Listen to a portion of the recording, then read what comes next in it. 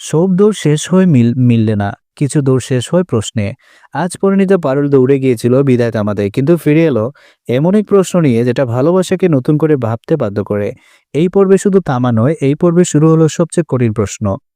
পারুলের দৌড়ের পর রায়ান প্রথমবার যে প্রশ্নটা তুললো সেটা কেউ ভাবেনি। হ্যাঁ বন্ধুরা, পরিণীতা সিরিয়ালে আজকে এমনই একটা ঘটনা ঘটেছে যা আমি আপনাদের সামনে এখন প্রেজেন্ট করব। পারুলের দৌড়টা সবাই দেখেছিল, কেউ কেউ অবাক হয়েছিল, কেউ কেউ নীরবে দীর্ঘশ্বাসও ফেলেছিল। বাসটা চলে গিয়েছিল, কিন্তু সেই বিদায়টা থামেনি, শুধু বাস মিস করায়। ওখানেই থেমে গিয়েছিল একটা ভাঙন, কিছু নীরবতা ছিল। পারুল হাঁপাচ্ছিল, রায়ান তাকিয়েছিল। ভালোবাসা সেই মুহূর্তে সবাই ভেবেছিল এবার হয়তো সব ঠিক হয়ে যাবে, কিন্তু ঠিক তখনই রায়ান এমন একটা প্রশ্ন তুললো যেটা কেউ ভাবেনি।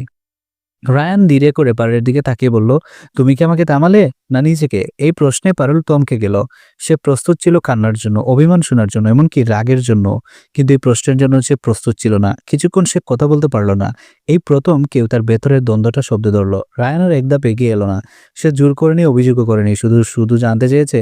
রায়ান বলল, তুমি সবসময় সবার জন্য শক্ত দেখেছ। আজ তুমি আমাকে থামালে ঠিকই, কিন্তু আমি জানতে চাই তুমি নিজে কি চাও। এই কথাটাই সব বদলে দিল। এই প্রথম রায়ান পারুলের দিকে তাকালো, প্রেমিক হিসেবে নয়, একজন মানুষ হিসেবে। পারুলের চোখে ভিজে এলো। সে বলল, আমি জানি না। এই প্রথম সে নিজের অজানা স্বীকার করলো। রায়ান মৃদু হাসলো আর বলল, এই না জানাটাই হয়তো সবচেয়ে বড় সত্য। এই মুহূর্তে পারুল বুঝে গেল এই সম্পর্ক আর শুধু আবেগের জায়গায় নেই, এখানে এখন সিদ্ধান্তের প্রশ্ন। রায়ান বলল, আমি যেতে চেয়েছিলাম কারণ আমি ভেবেছিলাম আমার থাকা তোমার জন্য বোঝা, কিন্তু তুমি দৌড়ে এলে। এখন আমি জানতে চাই, তুমি আমাকে ধরে রাখতে চাইছো নাকি তুমি শুধু একা থাকতে ভয় পাচ্ছ? এই প্রশ্নটা কঠিন। এই ভালোবাসার রোমান্টিক প্রশ্ন নয়, এটা বাস্তবের প্রশ্ন। পারুল চুপ করে থাকলো। চারপাশে মানুষ ছিল, কিন্তু তাদের কোনো অস্তিত্ব নেই। এই মুহূর্তে শুধু দুইজন মানুষ আর এক টুকরো সত্য। পারুল ধীরে ধীরে বলে, আমি ভয় পেয়েছিলাম। আমি ভাবিনি তুমি চলে গেলে আমি কি করব, কিন্তু আজ আমি বুঝছি আমি শুধু তোমাকে চাই না, আমি নিজেকেও হারাতে চাই না। এই কথা শুনে রায়ান চুপ করে গেল। এই উত্তরটা সে আশা করেনি। সে ভেবেছিল পারুল বলবে তেকো, শুধু তেকো। রায়ান বলল, তাহলে আমাদের সময় দরকার। ভালোবাসা বাঁচাতে হলে আগে মানুষ হিসেবে ঠিক থাকতে হয়। এই কথাটা পারুলের বুকের ভেতর ঢুকে গেল। সে মাথা নাড়ল।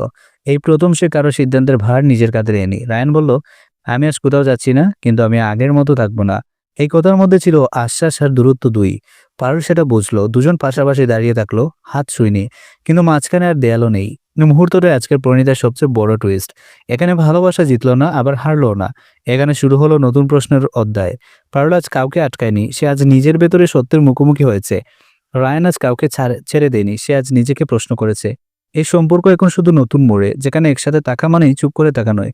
এখানে কথা বলতে হয়, বয়স স্বীকার করতে হয়। আজকের পর্ব আমাদের দেখালো সব দৌড় বিদায় দামানোর জন্য হয় না, কিছু দৌড় মানুষকে নিজের কাছে ফেরায়। আগামী পর্বে প্রশ্ন একটা, এই সত্যের মুখোমুখি হওয়ার পর পারুল আর রায়ানকে একসাথে গুগবে, নাকি এই প্রশ্নই তাদের সবচেয়ে বড় দূরত্ব হয়ে দাঁড়াবে? পরিণীতা যেখানে ভালোবাসা মানে শুধু টাকা নয়, ভালোবাসা মানে সত্য বলা। আজ পারুল কাউকে ধরে রাখেনি, আজ সে নিজেকে বুঝতে চেয়েছে। আজ রায়ানও চলে যায়নি, কিন্তু আগের মতো আর থাকতেও চায়নি। এই প্রশ্নের উত্তর এখনো মেলেনি, কিন্তু এই প্রশ্ন বদলে দিল তাদের সম্পর্কের দিক। আগামী পর্বে দেখা যাবে এই সত্য কি তাদের আরো কাজে জানবে, নাকি এই প্রশ্ন হয়ে সবচেয়ে বড় দূরত্ব।